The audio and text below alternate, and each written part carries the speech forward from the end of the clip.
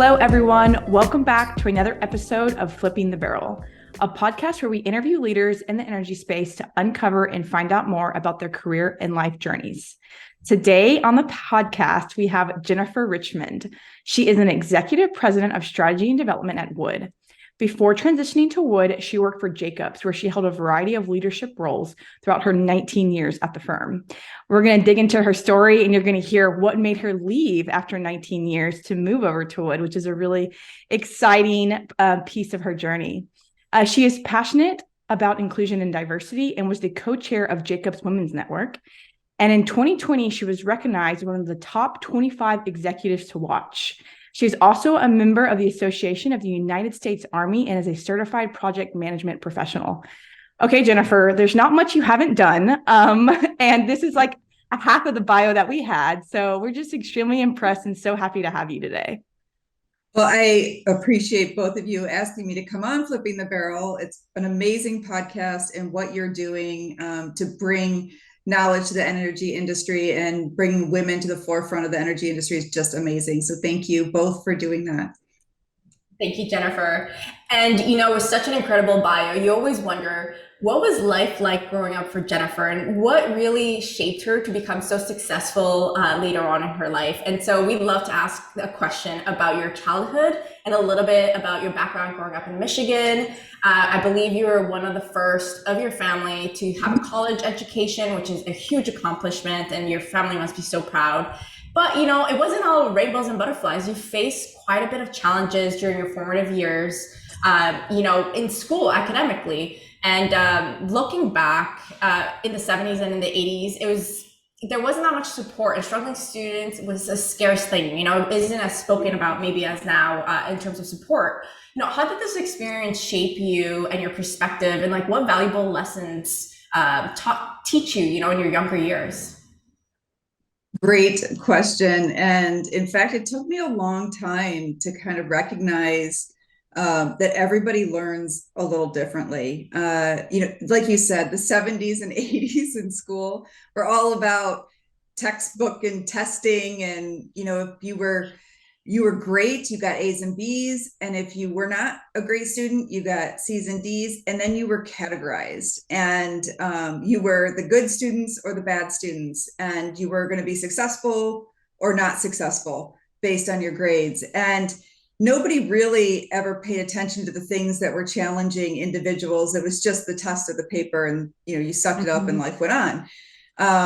And what I knew is, as a C and D student, sometimes E to my parents not appreciating that, but I knew in my head that I was an A-B student. I couldn't get it on paper. And it was this blocker for me on test taking. And ultimately what we think it kind of came down to later in life was a bit of a reading comprehension challenge. I actually realized it when my oldest son was going through school, had very similar challenges as me. And that's when it got diagnosed and we got him help. But back then it didn't really matter. But I do think that experience actually fueled my ambition for my career. And throughout my career, I've had this, I don't know if you would call it passion or desire to prove to others that I'm smart enough to make it. I had the desire and drive to be successful. I just, like I said before, couldn't get that on paper. And so I do believe everything I was kind of doing when I look back is about telling my teachers in school that they were wrong, right? Mm-hmm. I did want to prove to my parents too, primarily my dad, that I could be successful because they believed in me the whole time. They never gave up on me.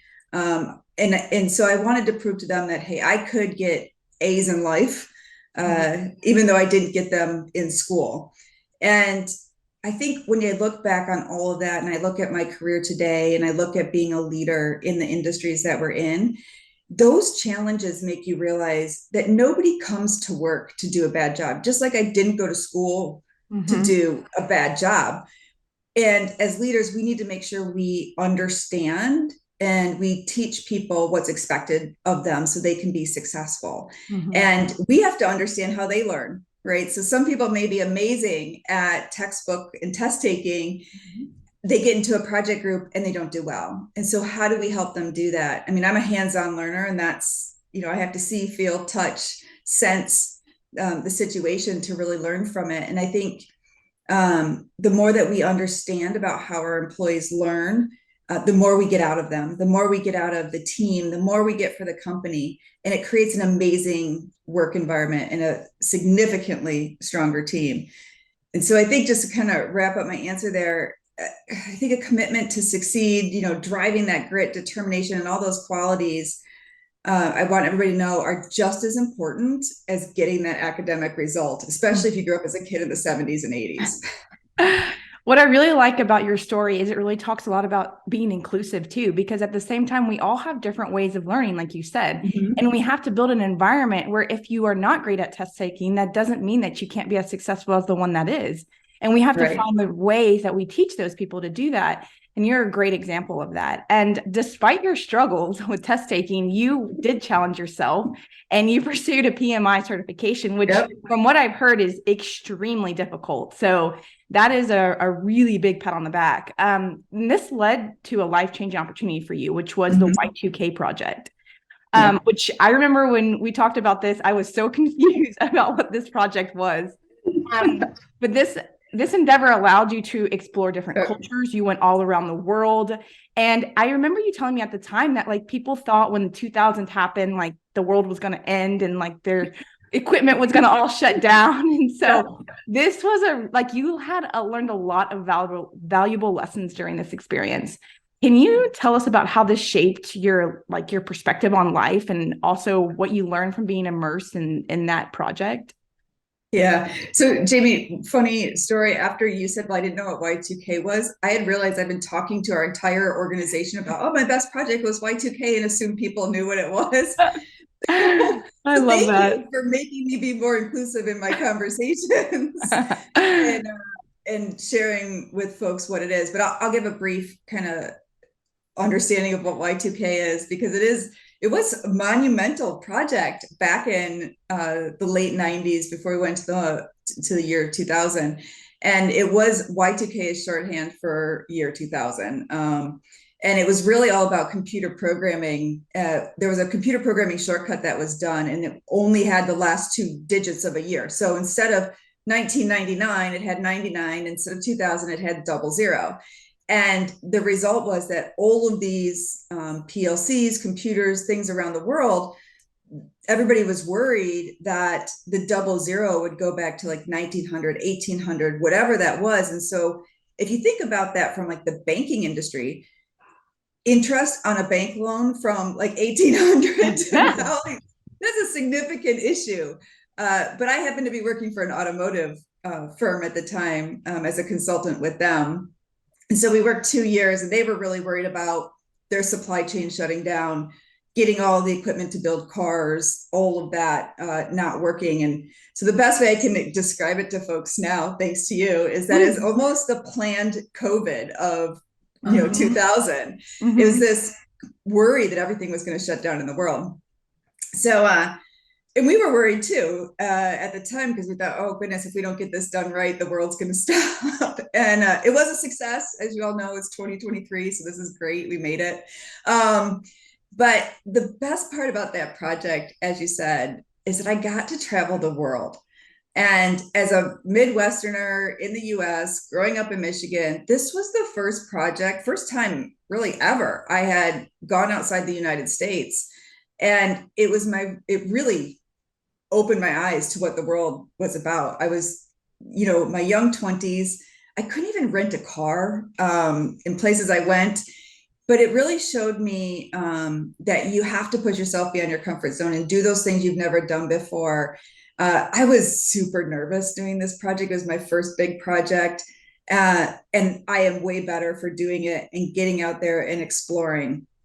The other thing I learned, like I said, is seeing all those different cultures in the different countries around the world, is that you really start to appreciate how people grew up, right? You appreciate who they are, their approach to life, how they view the world, what they were taught. Their perspectives for me were incredibly eye-opening. I had a very narrow life experience to that point. And as you grow in your career and your leadership capability, those experiences really broaden your thinking.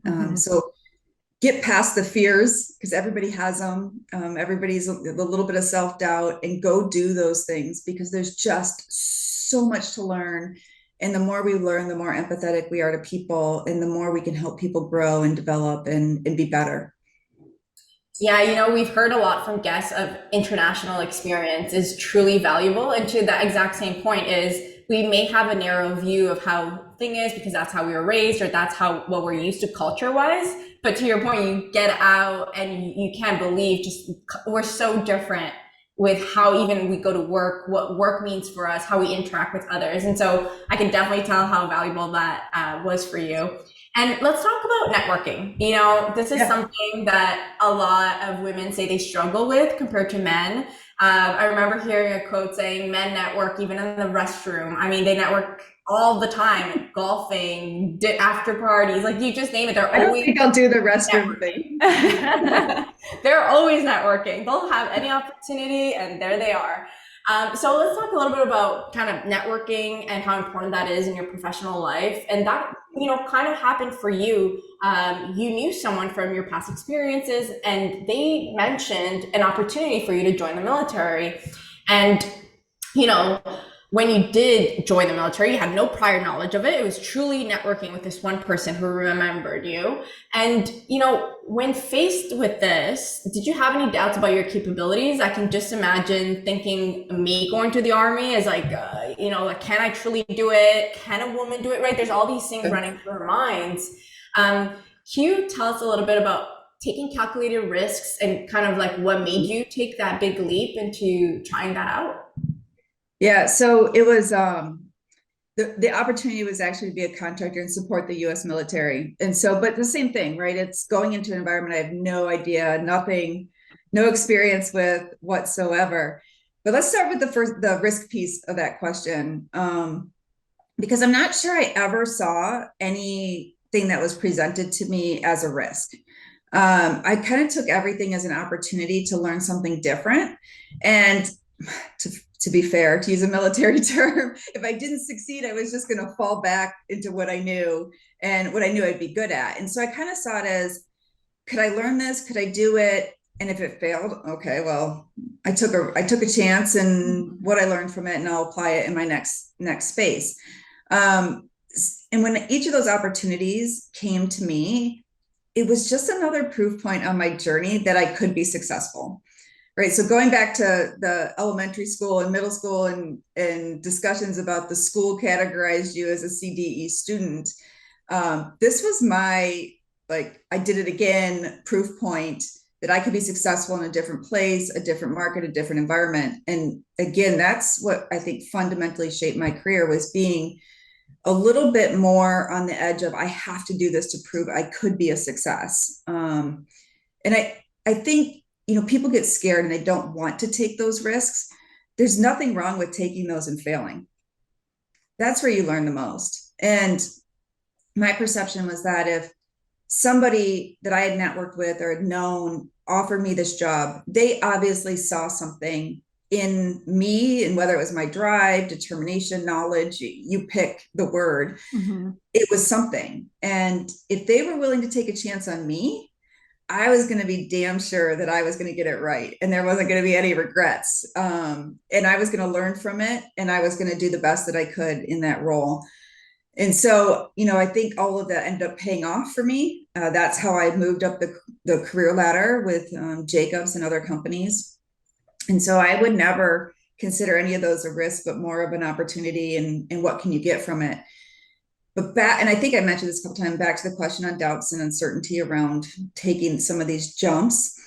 I think, as I said before, that everybody has those doubts. So it's whether you do anything new. I mean, I could be going to a new town and you're like, where am I going? Oh my goodness, will my GPS work? I have a new boss. How do I handle that? I want to try a new sport. Can I win at that? Everybody has a doubt, as simple as those sound compared to your career life. We have to remember, as what I said before, is that nobody, your boss, the person that hired you, anybody that's in your career setting none of those people are setting you up to fail. Mm. Right? They brought you in because they saw something in you and they saw a capability set in you. You may be stretching in that role, but there's potential, and take that potential and drive and push yourself to do those uncomfortable things, because that's, like I said, when you're going to learn the most.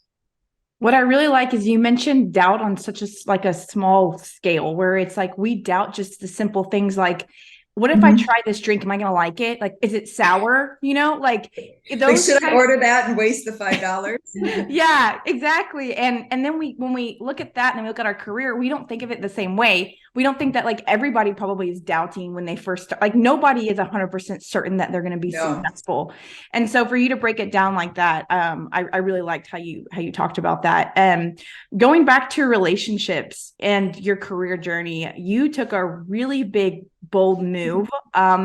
And you left a billion-dollar P&L that you were running over at Jacobs, 19 years there, because a gentleman, Ken, the CEO of Wood at the time, called you. So you want to talk about close relationships and just, having that, that connection there, and offered you an incredible opportunity. I mean, you couldn't say no. Can you tell us about how Yeah. pivotal relationships have been in your career journey?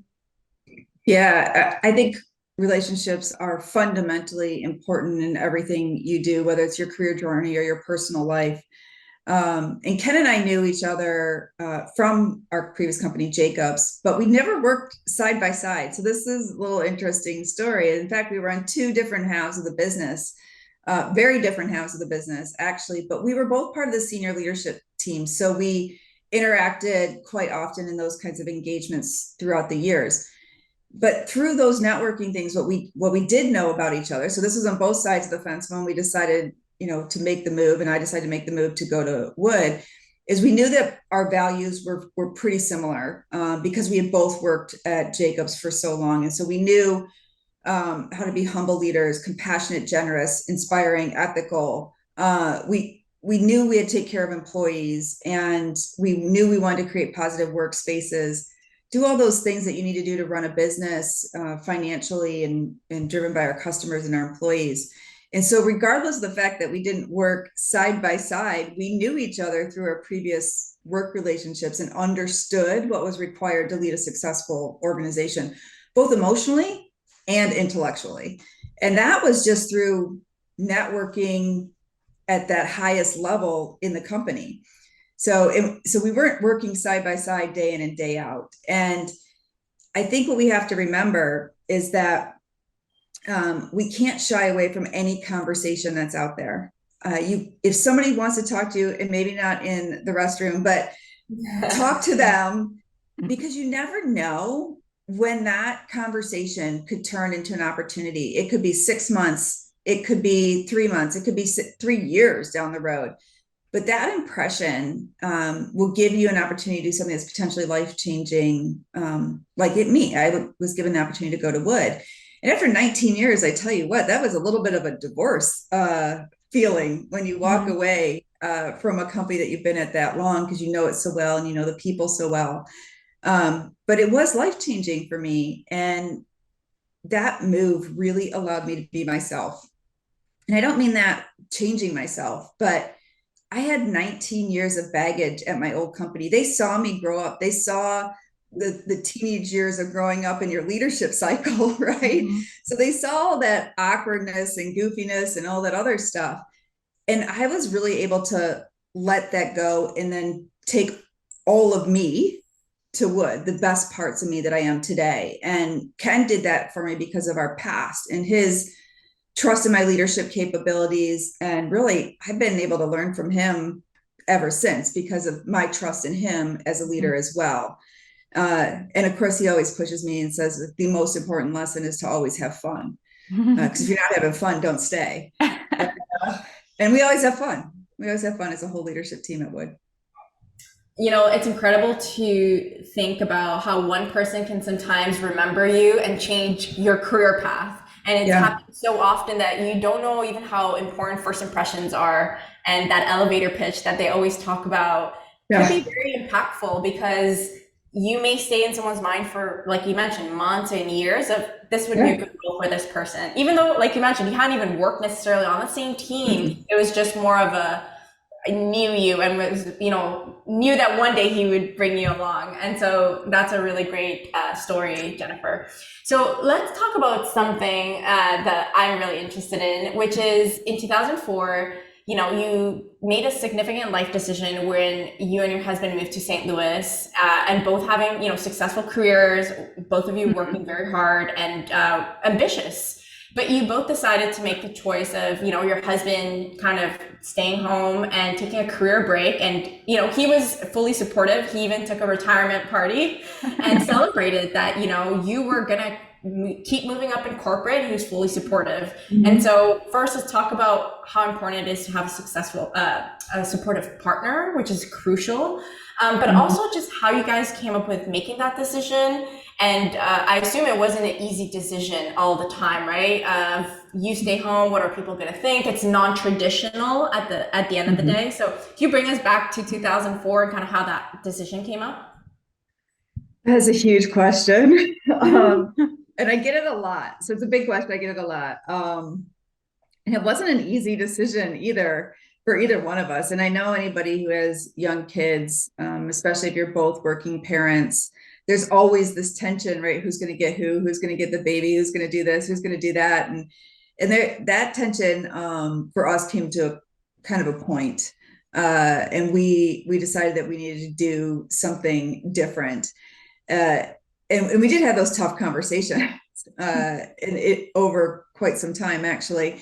But what I think you could take away from that is that no matter who you've been with or who you're with, whenever you're making those life-changing decisions, you have to learn to talk to each other. And that sounds really simple, but it's really hard to talk to each other and with each other versus past each other. And it took us a long time in our marriage. We've been married 24 years. It's taken us a long time to learn to talk to each other. I won't give you dates on when we learned that, but it's an exercise in constantly working on your partnership or your marriage as a full-time job, right? And that conversation fundamentally changed what we were going to do.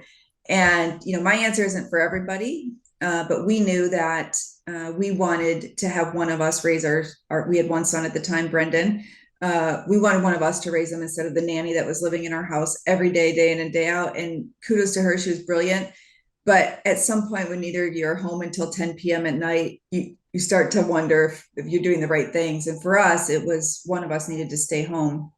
And at the same time, I did get offered an opportunity to move with my career. And so we had that conversation. Jason's a better person than me. I couldn't see myself stopping work. He did. He was fine with it. He said, yep, you're right. Your personality probably would not be great at home. But that decision in 2004, that was us compromising and figuring out what worked for us. And that partnership ever since then is what makes our career successful, right? I couldn't have my career without him. And so that's a significant part of my journey that I've been on. And he's earned a title. And whenever I tell people this, they kind of laugh, but we call him household CEO. He runs the house. I come home, I just do what I'm supposed to do and get out of the way. Because he does. He's an amazing father to our 3 boys. We had twins in 2009. And, he just was the guy who helped me get there. My success is our success as a team. And every day that we work at it, it gets better. And I owe him for all the opportunities that I've gotten.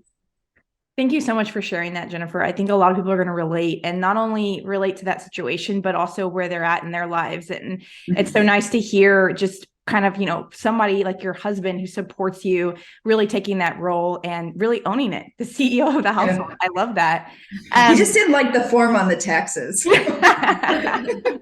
That's awesome. And going to your children, that was not an easy journey for you either. And this is a topic that is really sensitive, and we really feel that it's something that's not talked about enough. And Right. looking back on your journey, you really conquered infertility, and you battled a lot of self-doubt due to the diagnosis of infertility, which Massiel and I sitting here today can relate to that. And about the time when everything in your career starts to take off, you land a big P&L job.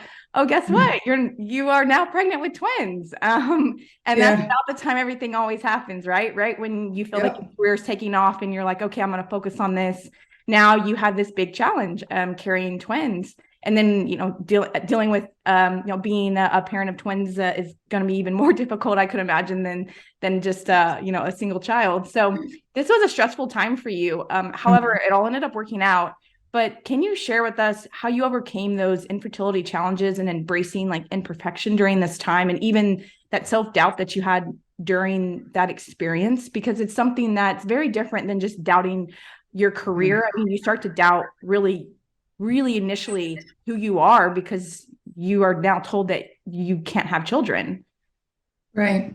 I think to your point, it's not talked about enough, because, before you even get to the process of IVF, you've gone through multiple miscarriages, you've gone through multiple things that make you doubt who you are, your femininity, all those things. Why can't you do what you were made to do? All those things are there. Look, Jason and I knew we wanted more children, and we tried for over 3 years. Obviously went through all the stages that you go through when you're told that they don't know why you're not having children, and all the different drugs you get on, and all the different procedures, and all of how do I even say this? It's like losing, any sense of privacy of your personal self. And anybody that's been there knows that. But we finally got to the point. I was 34 years old when we decided that IVF was the next route for us, and that we would try that. And like you said, I was already exhausted emotionally. It's all that self-doubt. It's, why can't I do what I was born to do? Why can't I be successful here? Going back to my insecurities about being unsuccessful as a child, or unsuccessful as a child, I felt it here too. And for anyone who's been through it, it's life consuming. It's physical, it's emotional, it's mentally consuming. It's all you think about and all you do for 3 or 4 years. And many couples never make it through, right? But we did. But I do have a really distinct memory through the process. We had been told that they were ready to transfer our embryos. And I remember sitting on the stairs in our home, and I said to my husband, well, how many embryos are we going to put back? What are we going to do? And I remembered all of a sudden, all of my emotions came out. The fear, the scariness of it. And I just didn't know if I could do it again.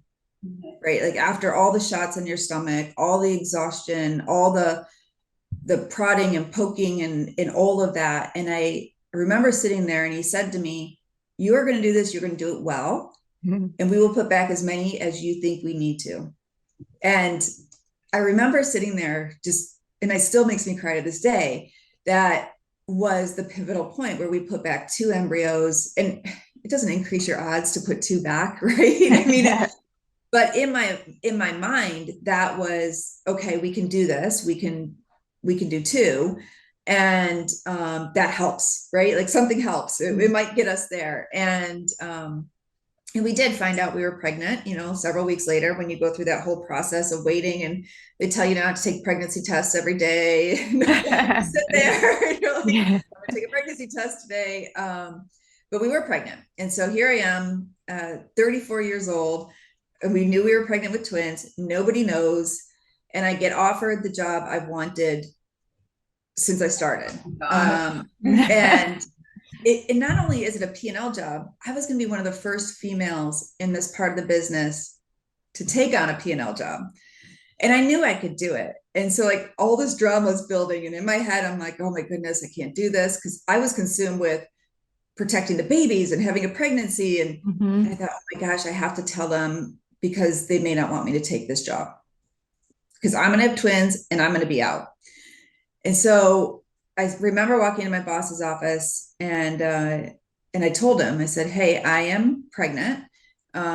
This has taken us 3 years to get here. And as much as I want this job, if you feel it's not right for me to take it right now because of my situation, I fully understand it. And when I told him all of that, and he looked at me with this look on his face, and he says, and just take the job. It's not going to stop you from being a great leader. Just do it. Mm-hmm. Do you think you can't do the job? I'm like, no, I can do the job. I can do the job. But I literally started crying in such relief at that moment, because that's when you realize you can have it all. Right? I just gotten pregnant. I've been offered the job I wanted, and my boss was okay with the fact that I was pregnant and going to basically be gone in like 6 months. Right? And what it says to everybody out there is, if you have the right leaders, the right company, the right culture and values, and of course, Jason is my support system and that drive, you can be a mother and climb the corporate ladder if you want to. But as I've always said, that stuff comes with sacrifice. And the decision is personal for everybody on what those sacrifices are. Mm-hmm. You have to figure out what those are. But now the twins are 13. So that's Owen and Cooper. I have boys. And I won't say I didn't make them check the ultrasound twice to make sure there wasn't a girl in there, because Brendan's my oldest. But it wasn't. It's all boys. And I'm happy to be the proud mom of 3 boys. My oldest is 20, by the way. So wow. Yeah. Thank you so much for sharing and just being vulnerable about this. And I'm glad that we're talking about it on this podcast, because so many women relate to this. So many women are going through it. And it's such a difficult topic, because to your point, it consumes your life. That's all you think about. That's all you talk about. It's just, only if you go through it, you'll understand. You don't even, like, even your career, you're just focused on having a child. And so thank you for kind of bringing us back through your journey. And I love what you said about, you could have it all, but there will be sacrifice. And you chose to still get that job, still show up at work and deliver at the end of the day the results, because it's a business. So you still have to be a good leader. Absolutely. So on that topic, women, even though more and more women are joining the workforce in the last few years, even more women in STEM, they still end up leaving the workforce at some point. Mm-hmm. If they don't have those good leaders that are there to support and that are there to change policies and kind of just be more inclusive. To your point, if you would have walked in there and said, I'm having twins, do you think this is a good job? You know what? It's not. How about you just leave right now, right? That's still happening quite a bit, where it's just maybe women face these blocks that, depending on the leadership, you can keep them and they can keep thriving, and look at you, you're still, thriving. But it's just kind of adapting organizations to really empower women and help them and support them in what is needed, because we do have a different journey. We all know it is a different journey. And so can you tell us a little bit, you as a leader, how are you creating that inclusive environment to make women feel more valued and empowered in your organization? I love this question, by the way, because I think it's really important. And for me, it really starts with getting to know people, first and foremost. A colleague shared a story with me just recently that totally caught me off guard. And so I'm going to share it with you all, because I thought it was so great. What she told me is that, my appointment to Wood, she'd seen the announcements that had come out. And so naturally, in preparation, she knew she was going to report to me in preparation for working with me. She did all her research, went out there. As you read my bio, right? It sounds super impressive and all these kinds of things. And, she saw that I worked with the Department of Defense, and she thought, oh my gosh, she's going to be like militant. She's going to be black and white. And so then she wanted to prepare for all that. So she said she went on to prepare accordingly, and she'd gotten all these lists about her career, her successes, her priorities. And then we had our first call, and she was completely unarmed in our first meeting, because all I wanted to know about her was her. Like, tell me about yourself, your home, your life, your family, your interests. And I was totally struck and taken off guard when she told me this story. I said, because I don't even remember this, right? And she said, well, look, it's that moment made me feel incredibly more comfortable. in that session, and all you want to do is get to know me. She's like, no, I was frustrated because I had this huge, awesome list I wanted to share with you. But, you know, she's an amazing woman, by the way. And I know you guys know her, so I won't give her up. But I didn't go into that purposefully with her, because you need to get to know people. You need to get to know what is a priority to them. And that in turn creates that environment where people can thrive. And they get, when you get to know them and get to know what makes them tick, it makes them feel more included in the conversations and valued, right? And this is for both men and women, right? Regardless of gender.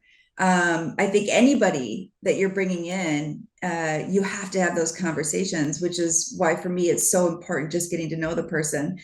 But I was just taken aback by that whole conversation with her, and I was like, I don't really remember that conversation, but I'm glad it had an impression on you. But like I said, it's not just women who face this, but it is about bringing more women into markets and environments where they don't see examples of other women in senior roles. And when you see examples of women in senior roles, you feel more empowered to come back. Like, you can do this. Mhm. You can come back into the workforce, and especially when it's a really male dominated workforce, like ours, like energy. And even where I worked before, it was very male dominated.